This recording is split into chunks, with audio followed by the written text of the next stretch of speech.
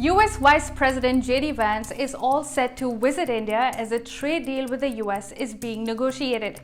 This comes at a time when a full-blown trade war between the US and China has broken out. While the question of who can endure more pain lingers between the US and China, an opportunity presents itself to India. So what is happening exactly? Who has the cards? And how can India seize the moment? This is Shubhangi Sharma and you're watching Finepoint. Let's dive in.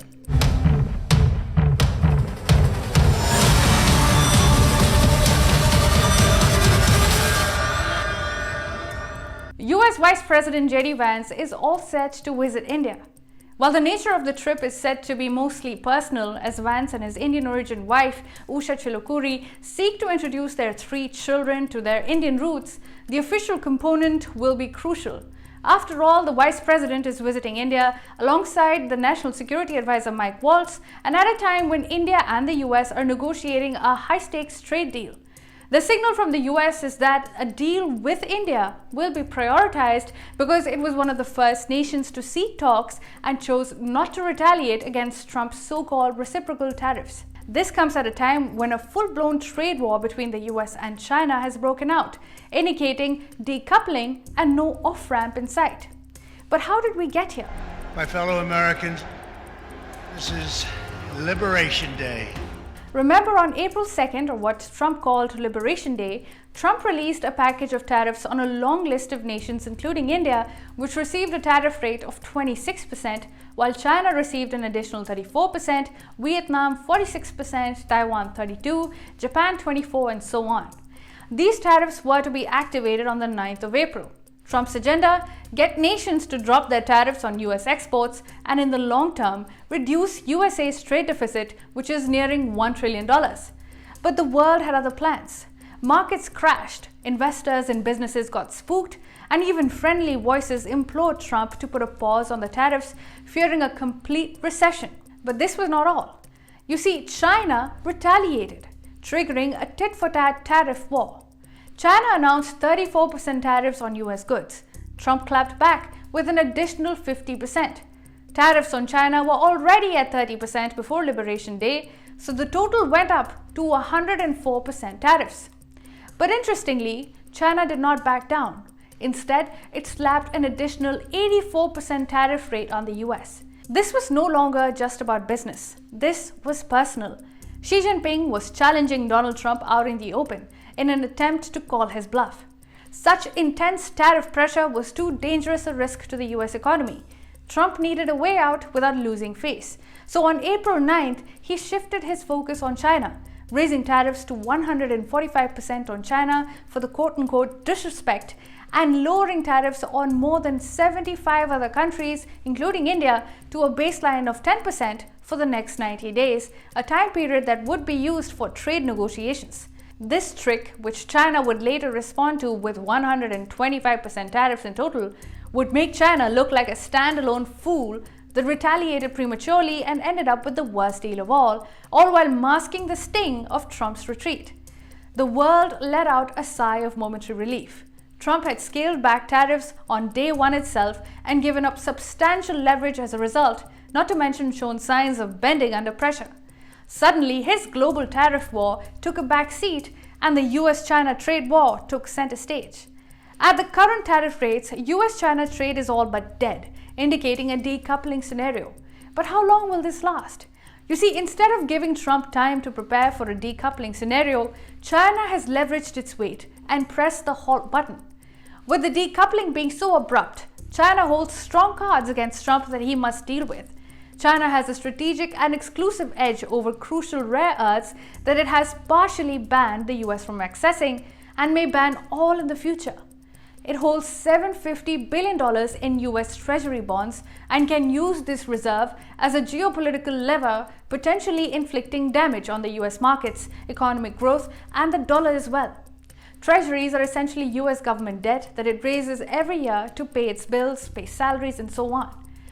That's how it gets away with spending more than it makes in revenue, with a budget deficit of over $1 trillion. China knows this, and that's why it is suspected of having been strategically dumping treasuries in recent days. This is described by US officials as an act of war. But the leverage does not end here. China produces several strategic materials that power the US economy, including its defense sector. Alternatives will be difficult to find within weeks, even though trade is likely to dry out with pressure on both sides to make a deal. But with no off-ramp in sight, things are getting complicated. And why is that? Because the fight has gotten personal. Xi demands respect. Neither leader has picked up the phone yet. What started with Trump playing hardball has turned into an eager wait for Xi to reach out. Reports say that the Trump administration asked Xi's officials to request a Xi-Trump phone call, which China struck down. Just let that sink in. Trump's guys asking Xi's guys to request Trump for a phone call with Xi. Who is actually making the request here? Moreover, with an exemption to phones, laptops, and other electronics from China, Trump has shown signs of being unprepared. While Trump wants China to make a deal, Beijing has made it clear that it will not be making deals this time. It is instead using this moment to stimulate internal consumption, a relatively weak link of China's export-dependent economy. It sees this as an opportunity to reduce dependence on the US market. That's why Xi is busy engaging with the EU and Southeast Asia right now. At the same time, China is using war-like rhetoric, invoking Mao Zedong's lines. Let me quote, "No matter how long this war is going to last, we will never yield. We will fight until we completely triumph."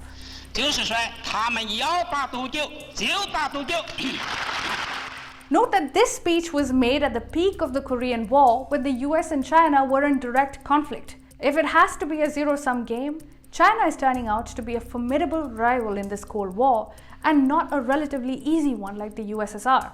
With tariffs saturated to such a degree, tensions could spill over on the military front, with the South China Sea and Taiwan being the most vulnerable. Fact is, there is no quick pill to bring an end to this fallout. It has all boiled down to the question of who can endure more pain, the US or China. This trade war indicates that a global economic upheaval is inevitable and will last years until it settles. So the nature of this trade war is important to understand from the Indian perspective. India sees both opportunities and pitfalls as the two largest economic giants of our time fight it out. You see, China is the largest exporter in the world, accounting for $3.4 trillion in trade. For decades, China held the tag of being the world's factory. It's the world's largest trading nation. Chinese goods account for 16% of US imports, the US being the largest importer in the world. That's over $462 billion worth of Chinese exports. At 145% tariffs on Chinese goods, there could be a nasty drop in supplies, inflicting pain on the US economy. We're essentially seeing a decoupling take place in real time. That spells a huge moment for India, which has been struggling to take on Chinese overcapacity. You see, India finds itself in a sweet spot now. Firstly, it faces 10% tariffs only, and it is one of the very first nations to enter talks with the US, positioning it well to cut up a mutually beneficial deal. Second, it can help fill the gap left by Chinese imports to the US. Thirdly, this gives India a fighting chance to fast-track the setting up of industries, presenting itself as a promising investment destination to do business. This means larger subsidies and PLI packages and bold policy action, including business-friendly reforms from labor laws to contract enforcement. Fourthly, as the rules of trade are being rewritten through bilateral channels, India can use this moment to reorder its trade relationship with China as well as ASEAN countries, both of which run large surpluses with India, China at approximately $100 billion and ASEAN at about $44 billion. In fact, reports say that amidst this tariff chaos, China has already sent feelers to India about addressing the trade imbalance. Further, the UK, Australia, and the European Union are going to seek expedited free trade deal talks, which gives India added leverage in this scenario. But India has to watch out too. Firstly, for Chinese dumping. That's right, when Chinese goods won't make it to the US markets, they will be rerouted to flood other markets like India at lower costs. This will add to India's already ballooning trade deficit with China. India must also watch out for competitors like Vietnam and Indonesia and compete with them. During the first US-China trade war in Trump's first term, India had the opportunity to lure firms, but its competitors claimed the prize. For example, Vietnam, for its geographical proximity to China, lured the most firms. In recent years, however, India has emerged as a significant producer of electronics, with the biggest example being Apple and its suppliers like Foxconn and Pegatron, effectively producing in India and exporting to the world. These are uncertain times. The stock markets are volatile. Old systems are hanging by a thread, the World Trade Organization being a mute spectator, and the line is being blurred between friends and foes in this global trade spat. But when life gives you lemons, make lemonade. That's what India is geared up to do.